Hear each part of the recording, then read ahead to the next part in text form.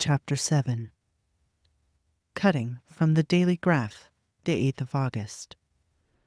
Pasted in Mina Murray's journal. From a correspondent, Whitby. One of the greatest and suddenest storms on record has just been experienced here, with results both strange and unique. The weather had been somewhat sultry, but not to any degree uncommon in the month of August. Saturday evening was as fine as was ever known, and the great body of holidaymakers laid out yesterday for visits to Mulgrave Woods, Robin Hood's Bay, Rig Mill, Brunswick, Staithes, and the various trips in the neighborhood of Whitby. The steamers Emma and Scarborough made trips up and down the coast, and there was an unusual amount of tripping both to and from Whitby. The day was unusually fine, till the afternoon, when some of the gossips who frequent the East Cliff churchyard, and from that commanding eminence watch the wide sweep of sea visible to the north and east, called attention to a sudden show of mares, tails, high in the sky to the northwest. The wind was then blowing from the southwest in the mild degree which in barometrical language is ranked number 2, light breeze. The Coast Guard on duty at once made report, and one old fisherman, who for more than half a century has kept watch on weather signs from the East Cliff, foretold in an emphatic manner the coming of a sudden storm. The approach of sunset was so very beautiful, so grand in its masses of splendidly colored clouds, that there was quite an assemblage on the walk along the cliff in the old churchyard to enjoy the beauty. Before the sun dipped below the black mass of Kettleness, standing boldly athwart the western sky, its downward way was marked by myriad clouds of every sunset color: flame, purple, pink, green, violet, and all the tints of gold, with here and there masses not large, but of seemingly absolute blackness, in all sorts of shapes, as well outlined as colossal silhouettes. The experience was not lost on the painters, and doubtless some of the sketches of the prelude to the great storm will grace the R.A. and R.I. walls in May next. More than one captain made up his mind then and there that his cobble, or his mule, as they termed the different classes of boats, would remain in the harbor till the storm had passed. The wind fell away entirely during the evening, and at midnight there was a dead calm, a sultry heat, and that prevailing intensity which, on the approach of thunder, affects persons of a sensitive nature. There were but few lights in sight at sea, for even the coasting steamers, which usually hug the shore so closely, kept well to seaward, and but few fishing boats were in sight. The only sail noticeable was a foreign schooner with all its sails set, which was seemingly going westwards. The foolhardiness or ignorance of her officers was a prolific theme for comment whilst she remained in sight, and efforts were made to signal her to reduce sail in face of her danger. Before the night shut down, she was seen with sails idly flapping as she gently rolled on the undulating swell of the sea, as idle as a painted ship upon a painted ocean. Shortly before 10 o'clock, the stillness of the air grew quite oppressive, and the silence was so marked that the bleating of a sheep inland or the barking of a dog in the town was distinctly heard. The band on the pier, with its lively French air, was like a discord in the great harmony of nature's silence. A little after midnight came a strange sound from over the sea, and high overhead the air began to carry a strange, faint, hollow booming. Then, without warning, the tempest broke, with a rapidity which, at the time, seemed incredible, and even afterwards is impossible to realize. The whole aspect of nature at once became convulsed. The waves rose in growing fury, each overtopping its fellow, till in a very few minutes the lately glassy sea was like a roaring and devouring monster. White-crested waves beat madly on the level sands and rushed up the shelving cliffs. Others broke over the piers, and with their spume swept the lanterns of the lighthouses, which rise from the end of either pier of Whitby Harbor. The wind roared like thunder, and blew with such force that it was with difficulty that even strong men kept their feet, or clung with grim clasp to the iron stanchions. It was found necessary to clear the entire piers from the mass of onlookers, or else the fatalities of the night would have been increased manifold. To add to the difficulties and dangers of the time, masses of sea fog came drifting inland, white, wet clouds which swept in by ghostly fashion, so dank and damp and cold that it needed but little comfort of imagination to think that the spirits of those lost at sea were touching their living brethren with the clammy hands of death, and many a one shuddered as the wreaths of sea mist swept by. At times the mist cleared, and the sea for some distance could be seen in the glare of the lightning, which now came thick and fast, followed by such sudden peals of thunder that the whole sky overhead seemed trembling under the shock of the footsteps of the storm. Some of the scenes thus revealed were of immeasurable grandeur and of absorbing interest. The sea running mountains high through skywards with each wave mighty masses of white foam, which the tempest seemed to snatch at and whirl away into space.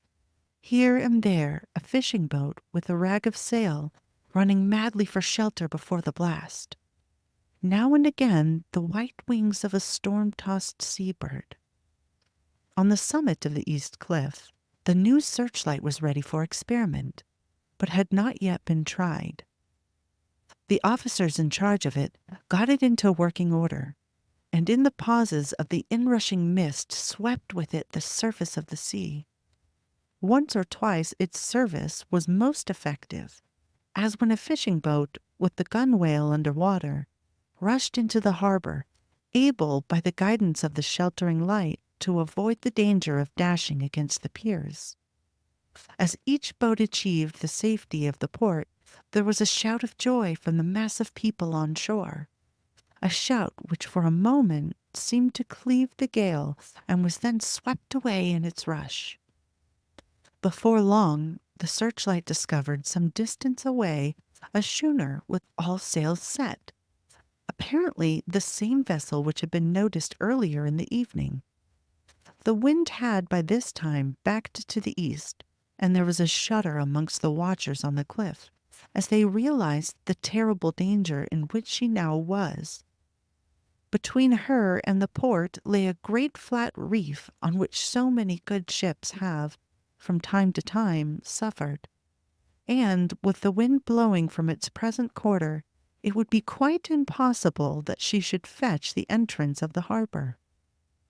It was now nearly the hour of high tide, but the waves were so great that in their troughs the shallows of the shore were almost visible, and the schooner, with all its sails set, was rushing with such speed that, in the words of one old salt, she must fetch up somewhere, if it was only in hell. Then came another rush of sea fog, greater than any hitherto, a mass of dank mist which seemed to close on all things like a grey pall, and left available to men only the organ of hearing, for the roar of the tempest and the crash of the thunder and the booming of the mighty billows came through the damp oblivion even louder than before. The rays of the searchlight were kept fixed on the harbor mouth across the east pier, where the shock was expected, and men waited breathless. The wind suddenly shifted to the northeast, and the remnant of the sea fog melted in the blast, and then, mirabile dictu, between the piers, leaping from wave to wave as it rushed at headlong speed, swept the strange schooner before the blast. with all sails set, and gained the safety of the harbor.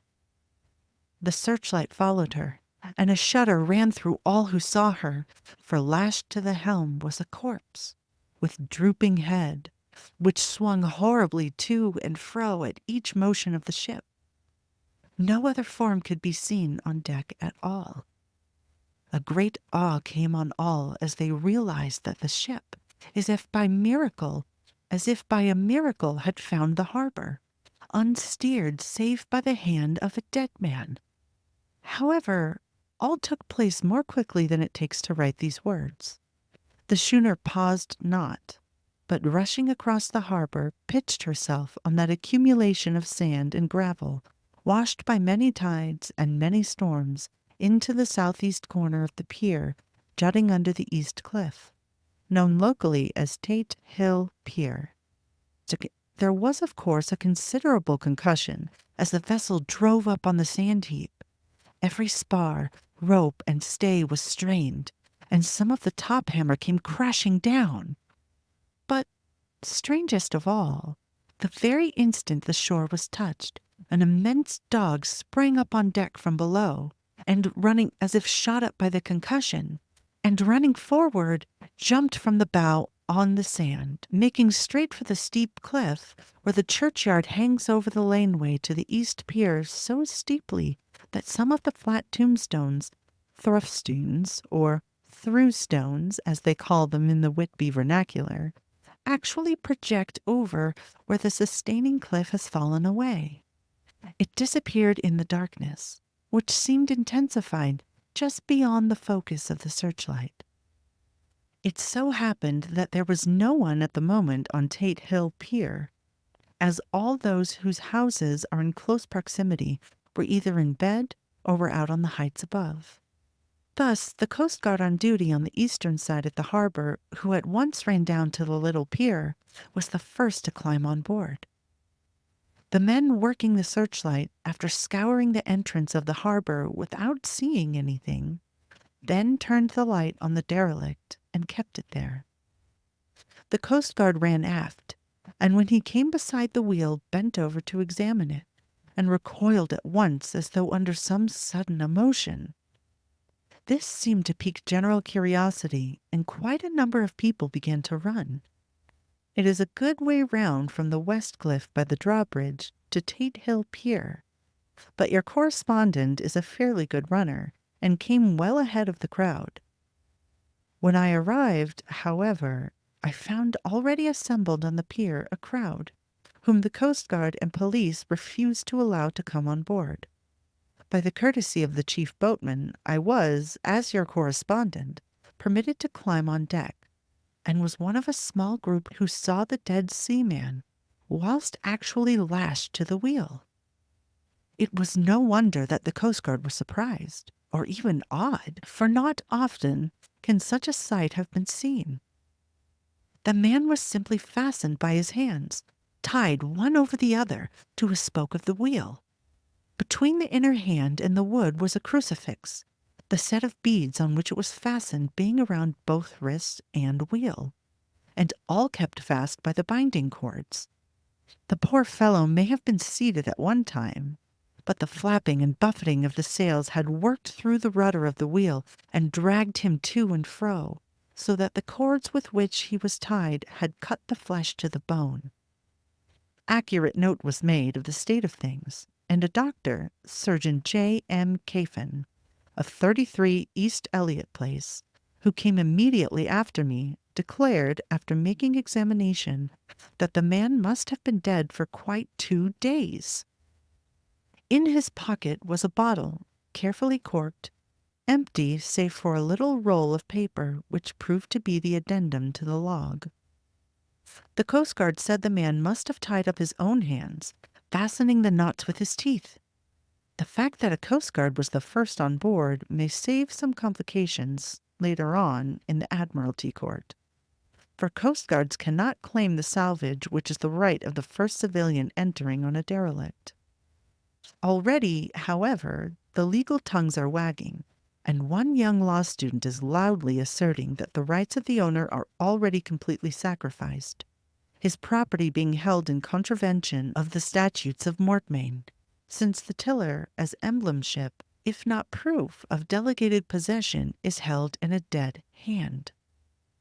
It is needless to say that the dead steersman has been reverently removed from the place where he held his honourable watch and ward till death, a steadfastness as noble as that of the young Casabianca, and placed in the mortuary to await inquest. Already the sudden storm is passing, and its fierceness is abating. Crowds are scattering homeward, and the sky is beginning to redden over the Yorkshire wolds. I shall send, in time for your next issue, further details of the derelict ship which found her way so miraculously into the harbour of the storm. Whitby, the 9th of August. The sequel to the strange arrival of the derelict in the storm last night is almost more startling than the thing itself. It turns out that the schooner is a Russian from Varna, and is called the Demeter. She is almost entirely in ballast of silver sand, with only a small amount of cargo. A number of great wooden boxes filled with mould. This cargo was consigned to a Whitby solicitor, Mr. S. F. Billington, of 7, the Crescent, who this morning went aboard and formally took possession of the goods consigned to him. The Russian consul, too, acting for the charter party, took formal possession of the ship, and paid all harbour dues, etc. Nothing is talked about here today except this strange coincidence. The officials of the Board and Trade have been most exacting in seeing that every compliance has been made with existing regulations. As the matter is to be a 9 days' wonder, they are evidently determined that there shall be no cause of after complaint. A good deal of interest was abroad concerning the dog which landed when the ship struck, and more than a few of the members of the S.P.C.A., which is very strong in Whitby, have tried to befriend the animal. To the general disappointment, however, it was not to be found. It seems to have disappeared entirely from the town. It might be that it was frightened and made its way on to the moors, where it is still hiding in terror. There are some who look with dread on such a possibility, lest later on it should in itself become a danger, for it is evidently a fierce brute. Early this morning a large dog, a half-breed mastiff belonging to a coal merchant close to the Tate Hill Pier, was found dead in the roadway opposite to its master's yard. It had been fighting and manifestly had had a savage opponent, for its throat was torn away, and its belly was slit open as if with a savage claw. Later. By the kindness of the Board of Trade Inspector, I have been permitted to look over the logbook of the Demeter, which was in order up to within 3 days, but contained nothing of special interest except as to facts of missing men. The greatest interest, however, is with regard to the paper found in the bottle, which was today produced at the inquest. And a more strange narrative than the two between them unfold it has not been my lot to come across. As there is no motive for concealment, I am permitted to use them, and accordingly send you a rescript, simply omitting technical details of seamanship and supercargo. It almost seems as though the captain had been seized with some kind of mania before he had got well into blue water, and that this had developed persistently throughout the voyage. Of course, my statement must be taken cum grano, since I am writing from the dictation of a clerk of the Russian consul, who kindly translated for me, time being short. Log of the Demeter. Varna to Whitby. Written the 18th of July.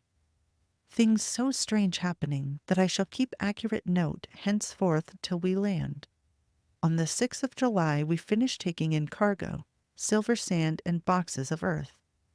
At noon set sail.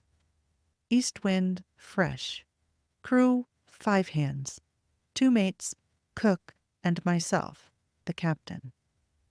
On the 11th of July, at dawn, entered Bosphorus, boarded by Turkish customs officers. Bakshish, All correct. Underway at 4 p.m. On the 12th of July, through Dardanelles, more customs officers and flagboat of guarding squadron, baksheesh again. Work of officers thorough, but quick. Want us off soon. At dark, passed into archipelago. On the 13th of July, past Cape Matapan. Crew dissatisfied about something. Seemed scared, but would not speak out. On the 14th of July, was somewhat anxious about crew. Men all steady fellows, who sailed with me before. Mate could not make out what was wrong. They only told him there was something, and crossed themselves. Mate lost temper with one of them that day and struck him. Expected fierce quarrel, but all was quiet. On the 16th of July, Mate reported in the morning that one of crew, Petrovsky, was missing. Could not account for it. Took larboard watch 8 bells last night. Was relieved by Abramov, who did not go to bunk. Men more downcast than ever. All said they expected something of the kind, but would not say more than there was something aboard. Mate getting very impatient with them. Feared some trouble ahead. On the 17th of July, yesterday, one of the men, Olgarin, came to my cabin and in an awestruck way confided to me that he thought there was a strange man aboard the ship. He said that in his watch he had been sheltering behind the deck house, as there was a rainstorm, when he saw a tall, thin man, who was not like any of the crew, come up the companionway and go along the deck forward and disappear. He followed cautiously, but when he got to bows found no one, and the hatchways were all closed. He was in a panic of superstitious fear, and I am afraid the panic may spread. To allay it, I shall today search entire ship carefully from stem to stern. Later in the day, I got together the whole crew and told them, as they evidently thought there was someone in the ship, we would search from stem to stern. First mate angry, said it was folly, and to yield to such foolish ideas would demoralize the men. Said he would engage to keep them out of trouble with a handspike. I let him take the helm while the rest began thorough search, all keeping abreast with lanterns. We left no corner unsearched. As there were only the big wooden boxes, there were no odd corners where a man could hide. Men much relieved when search over, and went back to work cheerfully. First mate scowled, but said nothing. The 22nd of July. Rough weather last 3 days, and all hands busy with sails. No time to be frightened. Men seem to have forgotten their dread. Mate cheerful again, and all on good terms. Praised men for work in bad weather. Past Gibraltar and out through straits. All well. The 24th of July. There seems to be some doom over this ship. Already a hand short, and entering on the Bay of Biscay with wild weather ahead. And yet, last night, another man lost, disappeared. Like the first, he came off his watch and was not seen again.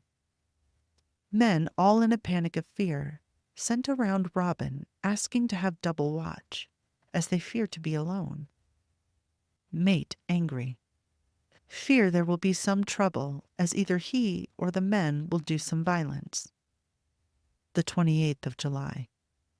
4 days in hell, knocking about in a sort of maelstrom, and the wind a tempest. No sleep for anyone. Men all worn out. Hardly know how to set a watch, since no one fit to go on. Second mate volunteered to steer and watch, and let men snatch a few hours' sleep. Wind abating, seas still terrific, but feeling them less, as ship is steadier. The 29th of July. Another tragedy. Had single watch tonight, as crew too tired to double. When morning watch came on deck, could find no one except steersman. Raised outcry, and all came on deck. Thorough search, but no one found. are now without second mate and crew in a panic. Mate and I agreed to go armed henceforth and wait for any sign of cause. The 30th of July. Last night. Rejoiced we are nearing England. Weather fine, all sails set. Retired, worn out. Slept soundly. Awakened my mate, telling me that both man of watch and steersman missing. Only self and mate and 2 hands left to work ship. The 1st of August.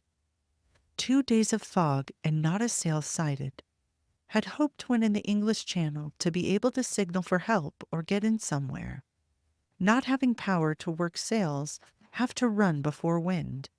Dare not lower, as could not raise them again. We seem to be drifting to some terrible doom. Mate now more demoralized than either of men. His stronger nature seems to have worked inwardly against himself. Men are beyond fear, working stolidly and patiently, with minds made up to worst. They are Russian, he Romanian. The 2nd of August, midnight. Woke up from few minutes' sleep by hearing a cry, seemingly outside my port. Could see nothing in fog. Rushed on deck and ran against mate. Tells me heard cry and ran, but no sign of man on watch. 1 more gone. Lord help us. Mate says we must be past Straits of Dover, as in a moment of fog lifting, he saw North Foreland, just as he heard the man cry out. If so, we are now off in the North Sea, and only God can guide us in the fog, which seems to move with us, and God seems to have deserted us. The 3rd of August. At midnight I went to relieve the man at the wheel, and when I got to it, found no one there. The wind was steady, and as we ran before it, there was no yawing. I dared not leave it, so shouted for the mate. After a few seconds, he rushed up on deck in his flannels. He looked wild-eyed and haggard, and I greatly fear his reason has given way.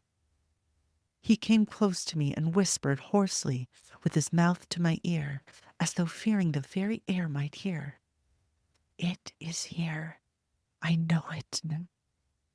On the watch last night I saw it, like a man, tall and thin, and ghastly pale. It was in the bows, and looking out. I crept behind it, and gave it my knife, but the knife went through it, empty as the air." And as he spoke, he took his knife and drove it savagely into space. Then he went on. "But it is here, and I'll find it. It is in the hold, perhaps in one of those boxes. I'll unscrew them one by one and see. You work the helm." And, with a warning look and his finger on his lip, he went below. There was, springing up, a choppy wind, and I could not leave the helm. I saw him come out on deck again with a tool chest and a lantern, and go down the forward hatchway. He is mad, stark raving mad, and it's no use my trying to stop him. He can't hurt those big boxes. They are invoiced as clay, and to pull them about is as harmless a thing as he can do. So here I stay, and mind the helm, and write these notes. I can only trust in God, and wait till the fog clears. Then, if I can't steer into any harbor with the wind that is, I shall cut down sails and lie by, and signal for help. It is nearly all over now, just as I was beginning to hope that the mate would come out calmer, for I heard him knocking away at something in the hold, and work is good for him. There came up the hatchway a sudden, startled scream, which made my blood run cold, and up on the deck he came as if shot from a gun. A raging madman, with his eyes rolling and his face convulsed with fear. "Save me! Save me!" he cried, and then looked around on the blanket of fog. His horror turned to despair, and in a steady voice he said, "You had better come too, Captain, before it is too late. He is there. I know the secret now. The sea will save me from him, and it is all that is left. Before I could say a word or move forward to seize him, he sprang on the bulwark and deliberately threw himself into the sea. I suppose I know the secret too now. It was this madman who had got rid of the men one by one, and now he has followed them himself. God help me! How am I to account for all these horrors when I get to port? Will that ever be? The 4th of August. Still fog, which the sunrise cannot pierce. I know there is sunrise because I am a sailor. Why else I know not. I dared not go below. I dared not leave the helm. So here all night I stayed, and in the dimness of the night I saw it. Him! God forgive me, but the mate was right to jump overboard. It was better to die like a man, to die like a sailor in blue water. No man can object. But I am captain, and I must not leave my ship. But I shall baffle this fiend or monster, for I shall tie my hands to the wheel when my strength begins to fail, and along with them I shall tie that which it, dare not touch. And then, come good wind or foul, I shall save my soul and my honor as a captain. I am growing weaker, and the night is coming on.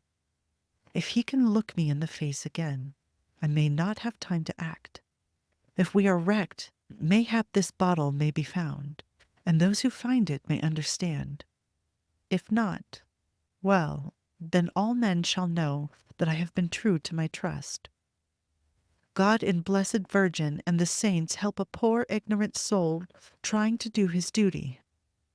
Of course, the verdict was an open one. There is no evidence to adduce. And whether or not the man himself committed the murders, there is now none to say. The folk here hold almost universally that the captain is simply a hero, and he is to be given a public funeral. Already it is arranged that his body is to be taken with a train of boats up the Esk for a piece, and then brought back to Tate Hill Pier, and up the Abbey steps, for he is to be buried in the churchyard on the cliff.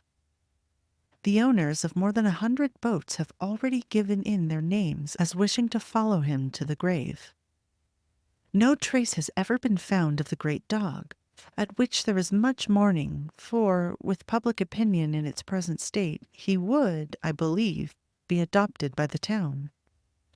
Tomorrow will see the funeral, and so will end this one more mystery of the sea. Mina Murray's Journal, the 8th of August.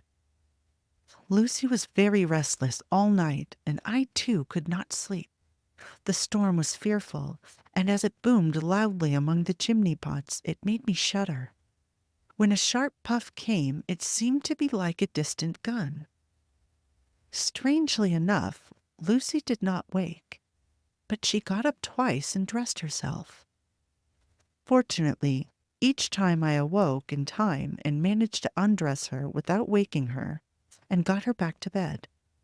It is a very strange thing, this sleepwalking, for as soon as her will is thwarted in any physical way, her intention, if there be any, disappears, and she yields herself almost exactly to the routine of her life. Early in the morning, we both got up and went down to the harbor to see if anything had happened in the night. There were very few people about, and though the sun was bright and the air clear and fresh, the big, grim-looking waves that seemed dark themselves because the foam that topped them was like snow, forced themselves in through the narrow mouth of the harbor, like a bullying man going through a crowd. Somehow I felt glad that Jonathan was not on the sea last night, but on land. But oh, is he on land?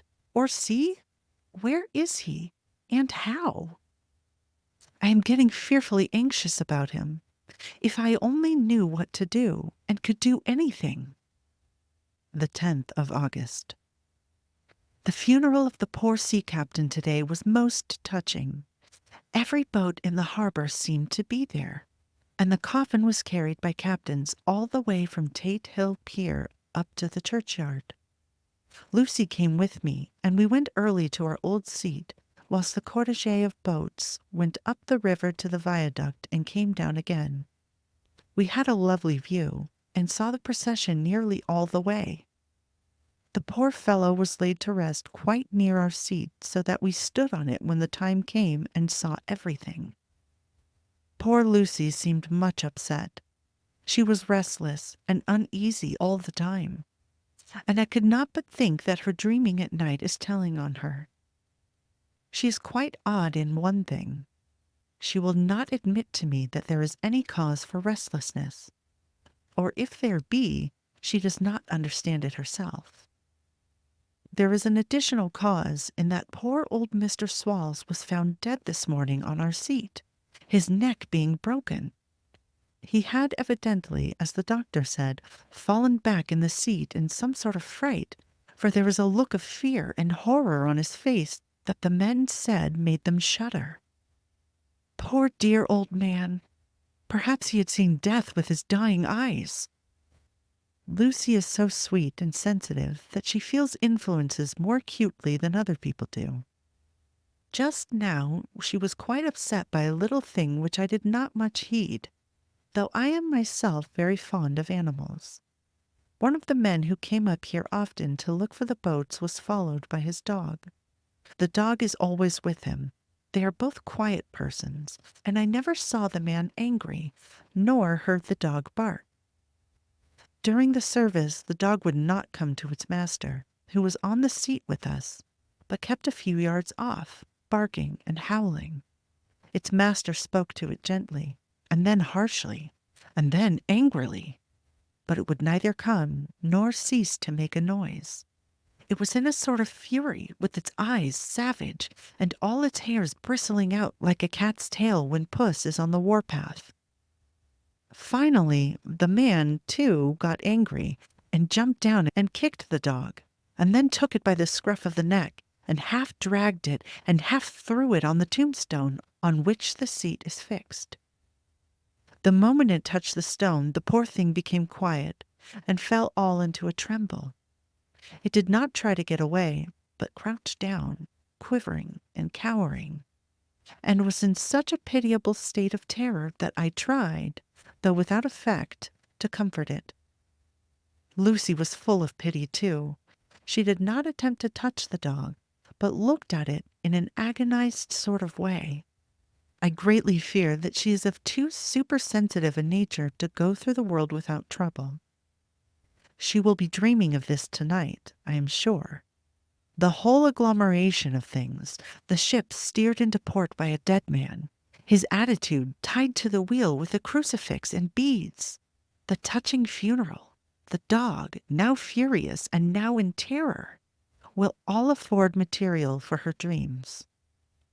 I think it will be best for her to go to bed tired out physically, so I shall take her for a long walk by the cliffs to Robin Hood's Bay and back. She ought not to have much inclination for sleepwalking then. End of chapter 7.